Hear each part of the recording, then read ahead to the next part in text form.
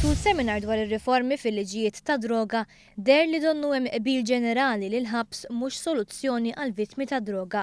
Iżda minkejja li l-kap tal-Oppożizzjoni Simon Busuttil tkellem fl-eluq ta' dan is-seminar, il-pożizzjoni tiegħu dwar ir-riformi proposti mill-Gvern baqgħet mhix ċara. F'diskors li fih għal ħafna affarijiet ovvji, Busuttil imkien ma l-isten kelma fuq se jkun il-vot tal-Oppożizzjoni Nazzjonalista meta l-bidliet proposti jitilgħu quddiem il-Parlament.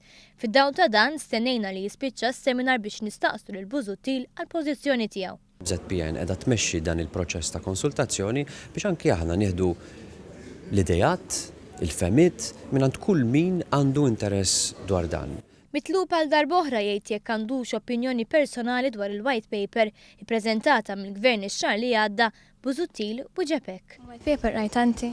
Iva rajta. U għandek xi opinjoni fuqha? Iva, spjegajtlek x'inhi. Fuq il-proposti li hemm. Kif qiegħed ngħidlek, il-Partit Nazzjonalista qiegħed jagħmel dan il-konsultazzjoni. Jidher illi fih dan il-Partit Nazzjonalista jeżistu ħsibijiet differenti dwar dan is-suġġett. Għalhekk bħalma ġara fil-kwistjoni tal-Unjoni Ċivili, Simon Busuttil jista' jkun qed jipprova ma jikkommettix ruħu ma' naħa jew oħra qabel tittieħed deċiżjoni aħħarija fl-Eżekuttiv u l-Grupp Parlamentari. U kif naslu għall konklużjoni tiegħu, dan naturalment nagħmluh pubbliku.